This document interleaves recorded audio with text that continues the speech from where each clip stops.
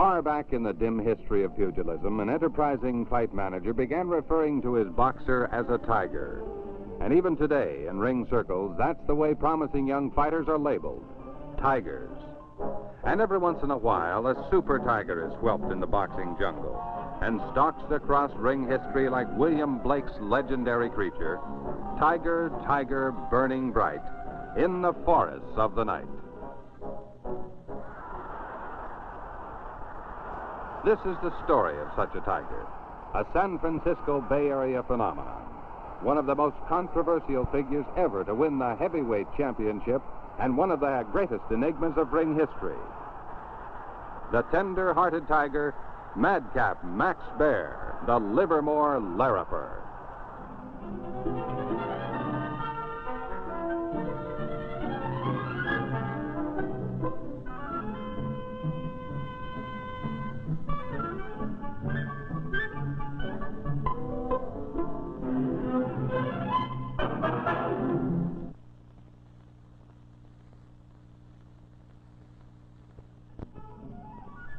In the parlance of the ring, Max Baer was a man of many monikers, the most familiar of which was the Livermore Lariper. But during his meteoric career, he gathered many other pseudonyms. The Battling Butcher Boy, the Pied Piper of Punch, the Laughing Boy of Boxing, and finally, when he became champion, the Clown Prince of Fistiana.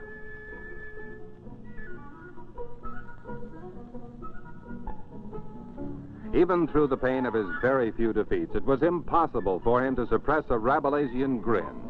This is not recommended conduct for a tiger. But Madcap Maxie never took his role of King of Beasts seriously. He would rather make people laugh than make them fall.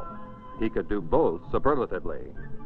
His widow, Mary Ellen Baer, knew Max better than anyone else. Most people think of Max as a fighter. You know, the knockout artist, and that's logical. Because they saw only the side of him in the ring. But to us, his family, and to his close friends, we saw his great tenderness and his fine outlook on life. You know, that wonderful sense of humor that he had. He could lift you right out of yourself. These are the things I think that have been so important to his children. His children? Max's firstborn was Max Baer, Jr. His arrival was a big moment in Max's life. Donald, there's been stories going around about the three little pigs. This is the first picture taken of the three little bears. Papa Bear, Mama Bear, and little Cubby Bear, and little Goldilocks down all over. I think my dad started making me laugh from the day I was born. To me, even though he was my father, he was like a big, lovable baby. He might have been much bigger than I was, and a boxer and so forth, but to me he was just a big baby. I think he was afraid to really let people know him the way he really was, because he was a softy. And here is a man that was heavyweight boxing champion of the world and supposed to be a tough guy that really wasn't tough at all. That didn't even belong in the business. He didn't even belong in being a fighter. That checks. Almost everyone who knew Max Baer intimately will talk about the contrast in the man. Ansel Hoffman, his manager, can give us some footnotes on that. Max Baer's main fault was that his heart was too big for his fists. In fact, I had to take charge of his finances in order to keep him from giving most everything away. And this from a man whose trade was hurting people. How could he live with it? Was he really as great as they say? Well, I would rate Max one of the greatest heavyweights that ever lived. He had a few faults that kept him from being the greatest. He liked to clown around. He didn't take his work seriously. And he had everything. He could take a punch. He could give a punch. And he was almost impossible to hurt him. As far as I'm concerned, he could have been the most colorful fighter that ever lived.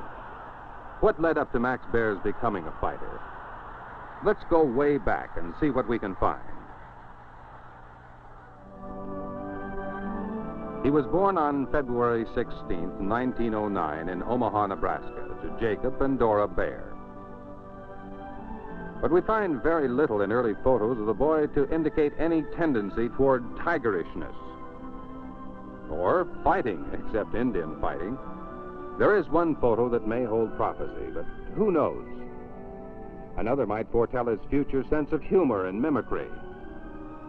As time went on, the family moved to Galt, California, and still later to a ranch in Livermore. Jacob Baer was a skilled butcher, and a good part of Max's younger life was spent helping his father in his trade. By now, Max had become a skinny but wiry teenager, but still there was no sign of the tiger of the future. Even though Max excelled in sports, he was an exceptionally fine football and baseball player, but it was very clear that he disliked fighting. Until one fateful night at a dance, an older, much bigger man accused Max Baer of stealing something from him. When Max denied it, the fellow started to beat him up.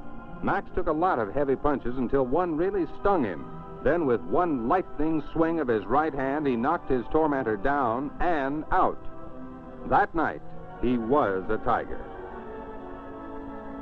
For this period of his life, he began to train seriously for the ring, until he attracted enough attention to get his first professional fight in Sacramento. Remember the Indian fighter? Maybe there was prophecy to that after all. The first man Max Baer ever faced in the ring was an Indian named Chief Caribou. Max knocked him out in 2 rounds. From then on, his career was studded with a series of phenomenally quick victories, almost all of them by knockouts. He was ungainly, awkward, unscientific, but he had a murderous right-hand punch that became a ring legend, and he couldn't be hurt. Dave Hope, a close friend of Max's, was working for a newspaper in Livermore when Max Baer began his career. He compiled the best and possibly the only accurate chronology of Max Baer's ring record. Right from the start, Max had all the color and the controversy that helped make a man stand out, a champion. I saw all of his early fights in the Bay Area when he was coming up. He was a real tiger, careless of his great strength, until the Frankie Campbell fight. Max and Frankie were the Bay Area's most promising young fighters. Both were terrific punchers. Max a bit more rugged. There was great rivalry, with Max coming from the East Bay and Frankie from San Francisco. The fight was in the San Francisco ballpark, and Frankie was holding his own for the early rounds. He had Max down for no count in the second. Max always claimed he slipped on a wet spot. But it was different in the 5th. Max stormed across the ring and drove Campbell into a corner where he sat helpless on the ring ropes. He couldn't slide down as Max continued to punch away. It only took a few moments for Toby Irwin, the referee, to pull Baer away, but the damage was done. Frankie slumped to the canvas. Frankie Campbell died the next morning, and many believe that the tiger in Max Baer died with him. This became Max's Gethsemane. He was indicted for manslaughter and jailed. Why? If blame was to be placed, why not on the referee? He could have stopped the fight. In the months that followed, even though Max Baer continued his training, he had just about decided to give up the fight game. He was hounded, vilified, persecuted as a heartless killer. Mary Ellen Baer recalls one poignant episode. Max and I had been to a party, and after the party was over, a little boy, a 5-year-old boy, walked up to me and said, "You see that fellow over there? That's Max Baer. He killed a man." Well, Max overheard it. And on the way home, he was pretty quiet. And then all of a sudden he said, "Mom, wouldn't you think that someone would tell him how it happened? Or just explain it to him?" I think that what that youngster said hurt Max more than any blow he ever got in the ring. But Max Baer was made of the stuff of champions. He could fight unfairness as he would continue to fight in the ring. He went to New York and began to meet the top men in the heavyweight division. But the effect of the Campbell fight showed in his losses to the master boxer Tommy Loughran and to Ernie Schaff, whom he later beat decisively in a return match.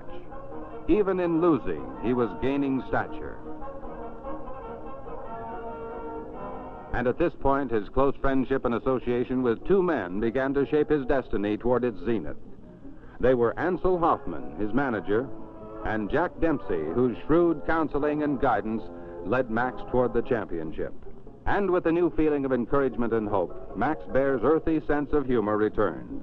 Up ahead was the fight for the heavyweight championship.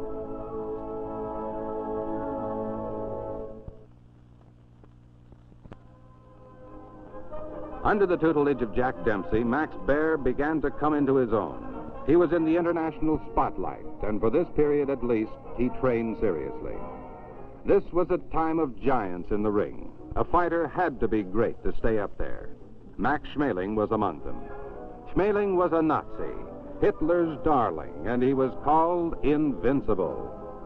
In one of boxing's greatest upsets, he had knocked out the rapidly rising young Joe Louis. Now, he decided it was time to demonstrate the superiority of the master race over the young Jew, Max Baer. They met on June 8, 1933.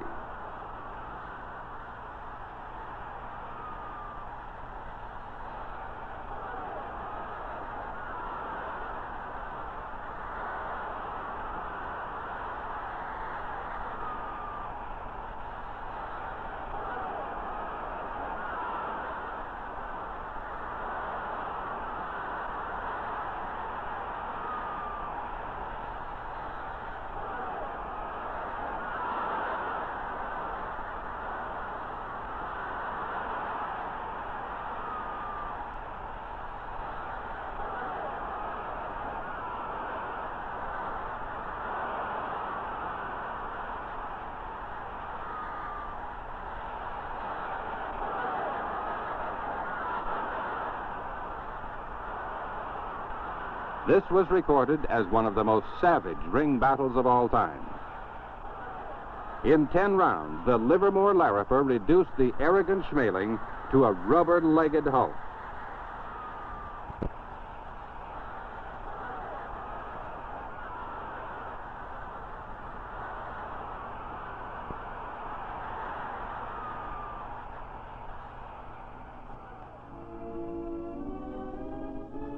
Overnight, Max became a national idol. But in spite of the public adulation, he never forgot his family. Max visited his father and mother in California whenever he could. With his very first earnings, he had moved them from the ranch at Livermore to a new home in the fashionable section of Piedmont.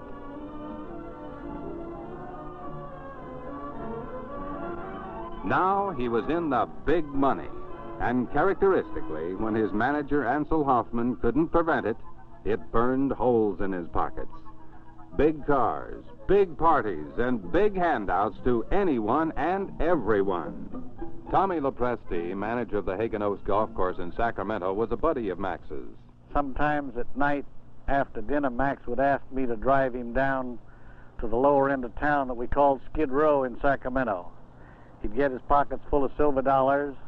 We'd cruise along in our little old car until we found some spot where he'd pick up an old bum. Then he'd go over to the bum and hand him $1 and tell him to get something to eat and a nice place to sleep and say, "God bless you." The man would say, "Who are you?" He'd say, "I'm Max Baer, the next heavyweight champion of the world." I never knew anyone that was quite as generous as Max. He was always trying to help the down and outer.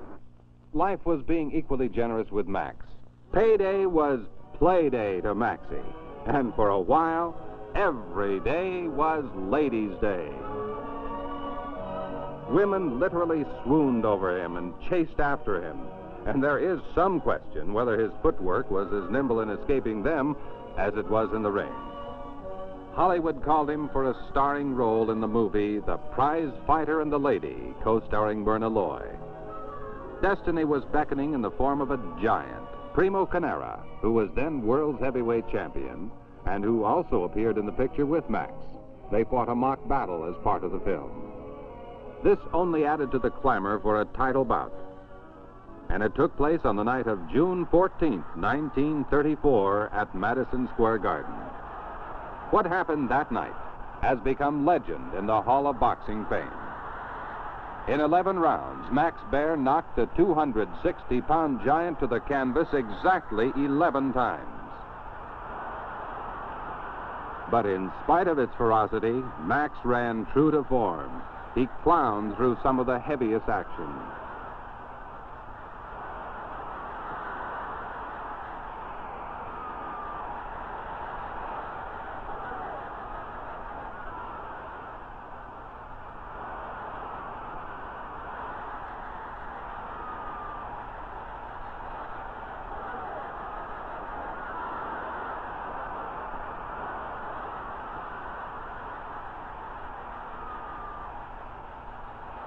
In the 11th round, the referee stopped the slaughter, and Max Baer was the new heavyweight champion of the world.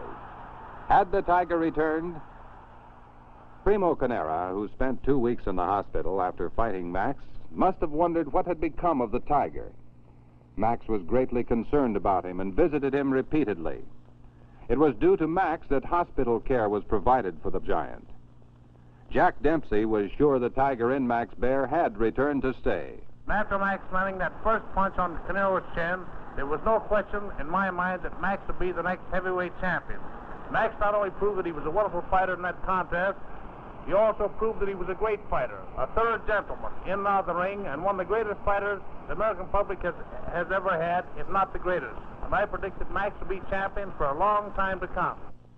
It was a dubious prediction. Max now neglected his training, and when he did train, it became a hilarious romp. His sparring partners included his brother, Buddy Baer, who by now was a fast-rising young heavyweight. Buddy recalls this particular period of Max's life. Even after he became champion, I don't believe Max took fighting as seriously as he might have. Because of his tremendous liking for people, I really believe he hated the idea of hurting them. It's been a long time ago, but I remember that once in a while Max and I'd get together for a serious conversation about life in general, and I even remember back, like Max and I, like all brothers, we used to argue and quite a bit. We never actually came to fisticuffs, but when anybody picked on either one of us, he had us both to beat, and believe me, that was a lot of bear.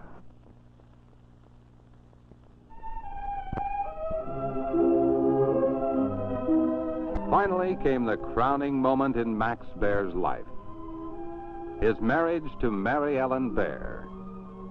For the next 25 years, she was to fill his life with all the love and devotion he had ever craved. Their marriage was an event of international importance. Possibly, this was all Max ever really wanted. From his antics now, it would appear that fighting was the least of his interests. He was matched with a boxer who was said to be over the hill, had actually been on the dole, and was now on a forlorn comeback trail. His name was Jim Braddock.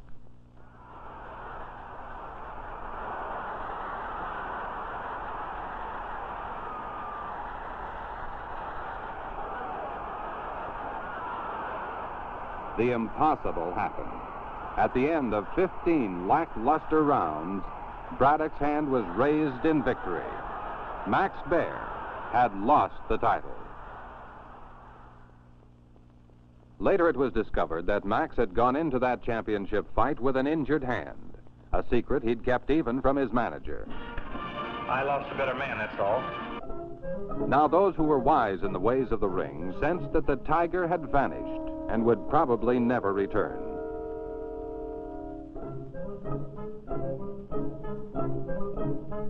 Max went through the motions of staying in training, but usually on his own terms, requiring the least possible exertion. And inevitably, he started on a comeback trail. Among the heavyweight title contenders of the mid-1930s was a brawling tavern owner delicately called Two-Ton Tony Galento. His chief training aid was beer, and his stock comment on ring opponents was, "I'll moiter de bum." Occasionally, he almost did. The build-up to the heavyweight title elimination fight between Max Baer and Tony Galento was one of the most hilarious publicity stunts ever staged. Oh, operator. Operator, would you give me Galento's tavern there in Orange, New Jersey? Hello? Who is this? It's Galento's joint. Hello, Tony. How are you? Yeah, this is the man you're going to fight. The fellow that's a bum, yes, that's me. Why, you big bum. What are you starting that stuff? That's my line, you big bum. I'm going to murder you. Say, listen, Tony, I'd like to speak to you, so would you put your interpreter on? Yes, all right, thanks. Hello, this is Max Baer. Say, I just wanted to call you up and let you know that I'm going to knock that fella of yours out when I fight him this coming 28th day of May. Yeah, you know, that muscle-bound fighter that you work for. You do the interpreting for him, don't you? Well, that's well. Well, just convey that message to him. There was nothing hilarious about the fight. Galento could really fight. And it went 7 bloody rounds before Max Baer tagged Galento for keeps. Now there was a chance for another title match. But first, Max must get by Joe Louis, the sensational brown bomber. The public was already clamoring for a Baer-Louis match. It was signed for September 24th, 1935. There had been lots of clowning by Max up to this point, but those close to him sensed that he knew in advance what was going to happen in the Louis fight. It happened in the 4th round. Max Baer took one of the most awesome beatings any man had ever survived in the ring. Time had caught up with him. He had the spirit to continue, but his body refused. Tiger, tiger, burning bright, what has happened to thy might? Madcap Maxie, the Clown Prince, the Livermore Lariper, was at the end of the trail. Oddly enough, the tender-hearted tiger was just starting on a new trail, the happiest one he had ever walked. As it had with Jack Dempsey, the public now idolized him in defeat. Now he could wage the kind of battles he loved, fighting for others, especially for kids. He plunged into every kind of charitable activity he could find. The plight of others became Max's personal crusade.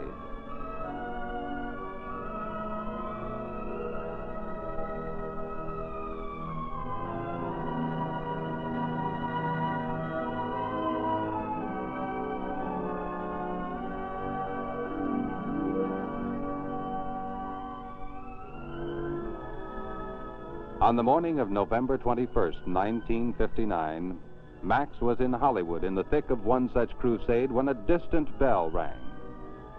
The world became aware that a great champion and an even greater human being was gone.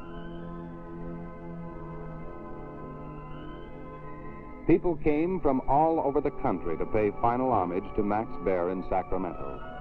His pallbearers included his closest friends, the great names in boxing's Hall of Fame: Ansel Hoffman, Jack Dempsey, Joe Louis, Henry Armstrong, so many others.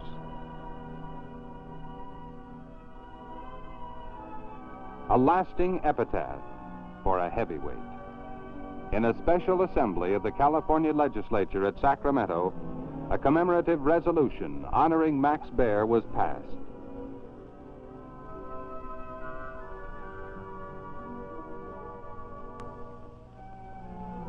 Today, those who knew the full scope of Max Baer's affection, his wife Mary Ellen, his daughter Maudie, his youngest son Jim, and his brother Augie, speak of him many times at the home in Sacramento. Not far away at a sunny ranch, 2 old friends get together whenever they can: Ansel Hoffman, his manager, and the incomparable Jack Dempsey. Millions of people in this country never saw Max Baer in the ring. That is their loss. But the real loss would be in not knowing him personally as we did. That's what sticks with you, not just the fighter, but the man himself, the real Max Baer. If you ask me what was the greatest thing Max brought to boxing, I would say his sense of humor. It really never had one before. Well, that's part of the day and age, especially in the fight game. That was a very colorful time. There will never be another Max Baer, and that's the way it should be. A great guy and a great pal of mine.